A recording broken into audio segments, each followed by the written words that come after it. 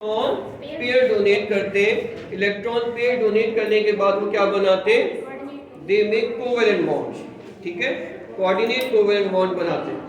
अब देखो बेटा, जो पहली एग्जांपल है आपकी बुक के अंदर, इसकी एग्जांपल है ये मार्कर की तरह।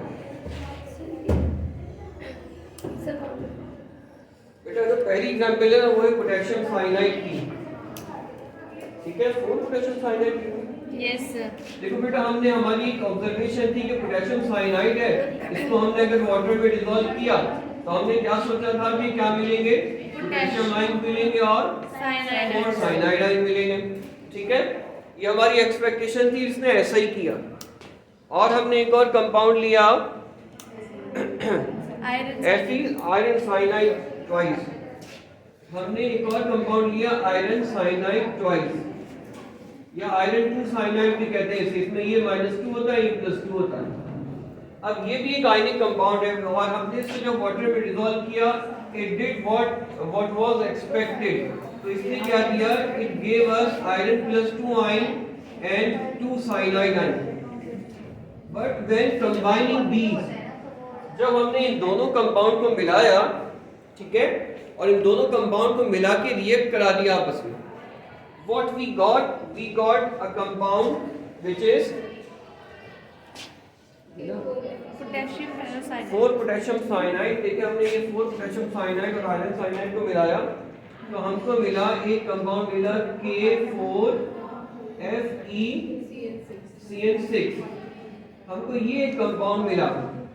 ठीक है, और ये जो कंपाउंड हमको मिला, इसको हमने ब्रैकेट में क्यों रखा, इसको थोड़ी देर में देखते हैं। लेकिन ये जो कंपाउंड था, इसने एक अनयूजुअल बिहेवियर शो किया। और वो अनयूजुअल बिहेवियर क्या था कि इसने हमको पोटेशियम आयन तो दे दिए, थैंक गॉड, ये तो एक्सपेक्टेड ही था कि ये ऐसा करेगा। ठीक है, इसने हमको पोटेशियम आयन तो दे दिए, लेकिन बाकी ये जो सारा का सारा पार्ट था, इसने आयनाइज होने से इनकार कर दिया। इसने क्या किया? इस पर चार्ज आएगा -4।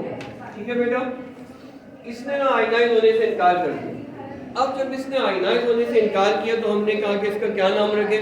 बाज़ों का साइंटिस्ट को भी कुछ समझ में नहीं आ रहा होता ना, तो वो ऐसे काम करते, जैसे विलियम रॉन्जन था, तो रॉन्जन उसने नाम तो रखा था रॉन्जन रे, उसने नाम नहीं समझ में आ रहा तो उसने एक्स-रेज नाम रख दिया था। ठीक है, और आपको ये शायद हैरत होगी, जो प्लैंक्स कांस्टेंट था H, उसका बेसिकली H है फॉर होप। इसलिए कि प्लैंक्स को खुद समझ में नहीं आ रहा था कि ये क्या है, ये क्या हो रहा है। अब ये अलग बात है कि बड़ी रेवोल्यूशनरी थ्योरी, जिसने पूरा जो है ना वो क्वांटम फिजिक्स का बिल्कुल एडवेंट था, उसने सारी एटॉमिक फिजिक्स को ही चेंज करके रख दिया। वो भी H होप से निकला था। एक्स-रेज भी नहीं समझ में आ रही थी, उसने X नाम रख दिया था। तो यहाँ पे उन्होंने नाम रखा complex sign. Complex sign because this was showing a complex behavior. It is not ionizing while it should ionize. अच्छा, अब देखो ये क्यों आयनाइज नहीं हो रहा था। ये आयनाइज इस वजह से नहीं हो रहा था कि इसके अंदर बेसिकली आयरन था जो कि +2 की फॉर्म में था, और इसने 6 कोऑर्डिनेट कोवेलेंट बॉन्ड बनाए हुए थे। साइनाइड्स के साथ इसने 6 कोऑर्डिनेट कोवेलेंट बॉन्ड बनाए हुए थे। ये देखें, ये साइनाइड है, और ये साइनाइड, ये साइनाइड, और ये साइनाइड, और ये साइनाइड। ये 6 कोऑर्डिनेट कोवेलेंट बॉन्ड थे। अब ये जो 6 कोऑर्डिनेट कोवेलेंट बॉन्ड थे ना, तो इनमें बेसिकली साइनाइड नेगेटिव था। ठीक है, साइनाइड नेगेटिव था, और ये वाले जो 2 बॉन्ड है ना, ये जो रेड से मैंने बनाया, these were into the plane of paper and out of the plane of paper। ठीक है, ये समझे कि एक साइनाइड यूं लगा हुआ था, ठीक है, और एक साइनाइड पीछे था। तो ये 6 साइनाइड्स ने बेसिकली 6 कोऑर्डिनेट कोवेलेंट बॉन्ड बनाए हुए थे। अब अगर चार्ज और करो तो चार्ज कितना हो गया? -6 और +2 -4 इसके ऊपर चार्ज था। ये आयन था, लेकिन ये आयनाइज नहीं हो रहा था। क्यों? Because it contains 6 coordinate covalent bond, and coordinate covalent bond behave like a covalent bond, they do not ionise. ठीक है, इस चीज को हमने किसका नाम दिया था? इसको हमने नाम दिया this is a complex sign. ठीक है, अब लेटर ऑन हमारे पास ये तो एक एग्जांपल है ना, लेटर ऑन हमारे पास कई सारी एग्जाम्पल इसकी आई जो हम भी देखेंगे आगे चलकर। इससे क्या पता चलता है कि this complex part which is anion over here, in the other example the complex part may be a cation, and in some other example the complex part may be neutral। ठीक है, कॉम्प्लेक्स पार्ट जो है ना वो क्या हो सकता है, कैटाइन भी हो सकता है, न्यूट्रल भी हो सकता है। मिसाल के तौर पर ये तो इसकी किस्मत है ना, इसको 6 डोनर मिल गए, ये तो आयरन की किस्मत थी ना, 6 डोनर मिल गए। अगर मिसाल के तौर पर ये तो आयरन +2 है, इसको 2 डोनर मिलते हैं तो भी कॉम्प्लेक्स बना लेता, लेकिन वो न्यूट्रल होता। अगर इसको 2 डोनर मिलते तो आयरन +2 और साइनाइड -2 न्यूट्रल कॉम्प्लेक्स बन जाता। अभी और भी एग्जांपल देखेंगे कैसे बनते हैं। ठीक है, तो ये कॉम्प्लेक्स पार्ट जो है ना, इसके अंदर इसको हम, मेरा बेटा बात सुन लो, ये जो कॉम्प्लेक्स पार्ट है इसको क्या कहते हैं, इसको हम कहते हैं कोऑर्डिनेशन स्फीयर। तो ये वाला जो पार्ट है बेटा, इसको हम क्या कहते हैं, ब्रैकेट के अंदर जो होता है इसको कहते हैं कोऑर्डिनेशन स्फीयर। अब स्फीयर क्यों कहते हैं, इसकी तो कोई खास वजह नहीं है, लेकिन कोऑर्डिनेशन का वर्ड इसमें इसलिए आता है कि इसके अंदर क्या होता है, transition metal is making coordinate covalent bond. इसके अंदर चूंकि ट्रांजिशन मेटल के कोऑर्डिनेट कोवेलेंट बॉन्ड बने हुए होते हैं, इस वजह से हम इसको कोऑर्डिनेशन स्फीयर कहते हैं। और ये कॉम्प्लेक्स पार्ट होता है जिसमें भी दिस कॉम्प्लेक्स पार्ट में भी न्यूट्रल, एनाइन और कैटाइन।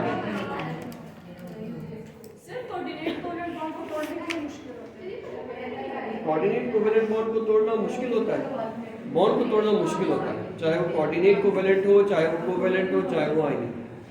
ठीक है, आयनिक बॉन्ड को तो तोड़ना बहुत मुश्किल होता है, लेकिन आयनिक बॉन्ड को, लेकिन जैसे कहते हैं ना कि मोड ऑफ एनर्जी के चेंज होने से काम आसान या मुश्किल हो जाता है। जैसे कोऑर्डिनेट कोवेलेंट बॉन्ड को तोड़ना, अगर आप मेल्ट करके हीट के जरिए तोड़ोगे तो सिर्फ सोडियम क्लोराइड को मेल्ट करने में 801 डिग्री सेंटीग्रेड रिक्वायर्ड है, लेकिन पानी के जरिए जब आप मोड ऑफ एनर्जी चेंज करते हो तो बस पानी में डिसॉल्व किया, सोडियम अलग और क्लोराइड अलग, तो मोड ऑफ एनर्जी के चेंज होने से भी काम जो है ना वो चेंज हो जाता है। लेकिन अब बाज़ औक़ात माँ की मोहब्बत से बच्चा काम कर लेता है, बाप की सख्ती से नहीं कर पाता।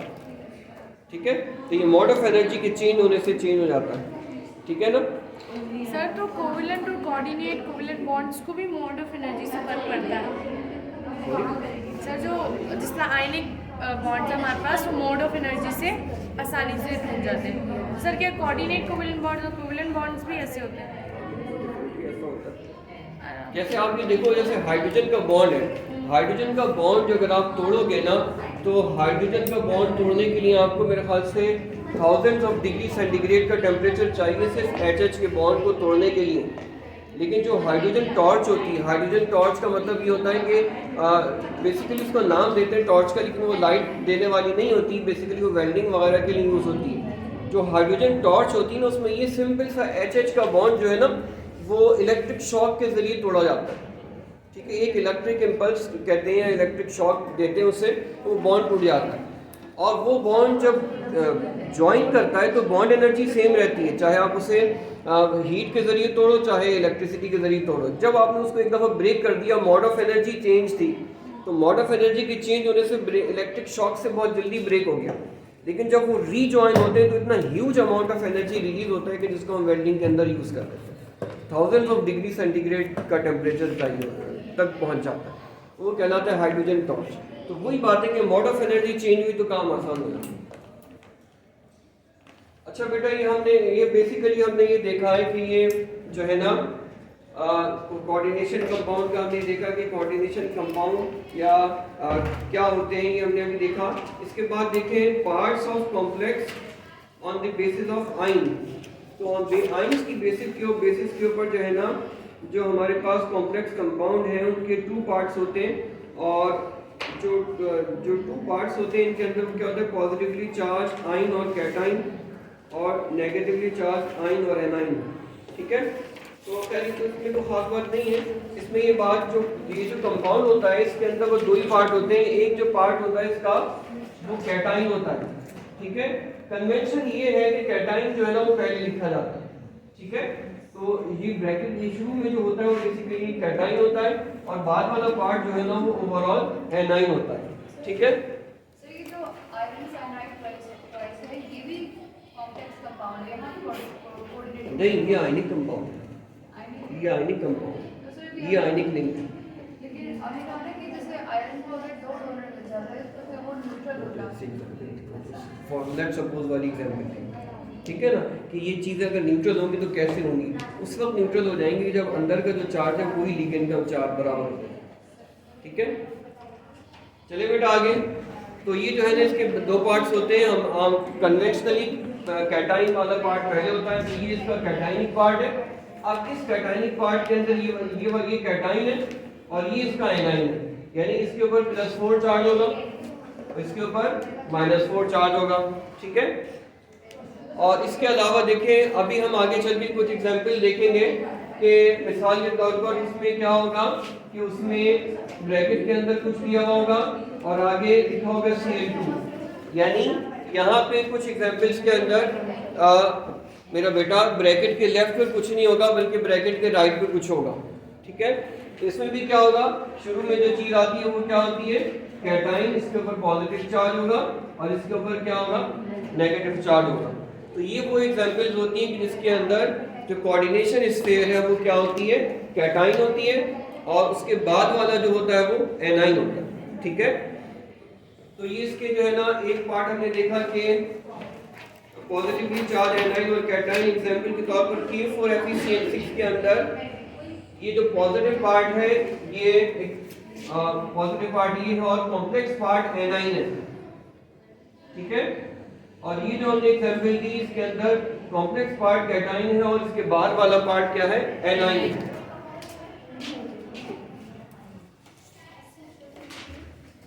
CuNH3 twice SO4। देखिए ये जो है ना हमारे पास एग्जांपल है,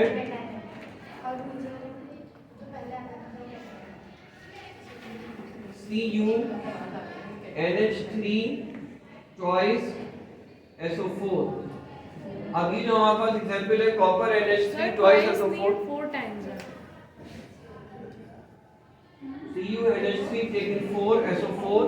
ये हमारे पास जो कॉपर टेट्रामाइन कॉम्प्लेक्स है इसमें कॉपर पे बेसिकली +2 चार्ज है और अमोनिया जो है ना, अमोनिया आप जानते हैं, अमोनिया पे कोई चार्ज नहीं होता।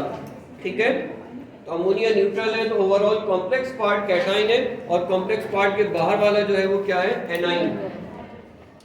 इसके बाद जो है देखिए हम अब आ गए हैं पेज नंबर 52 पर।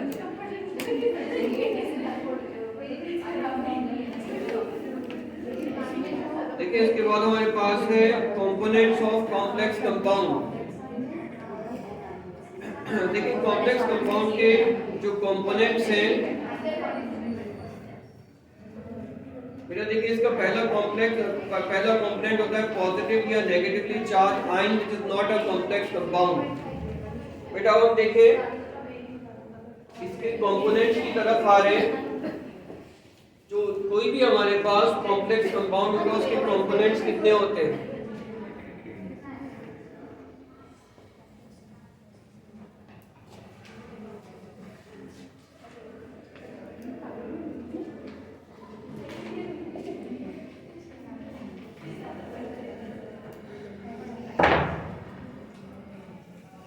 components of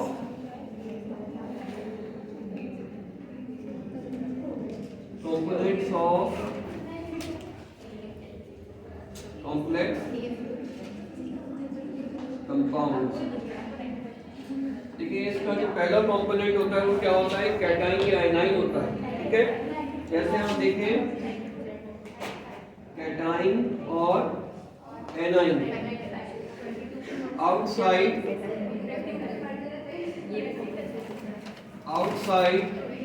coordination sphere.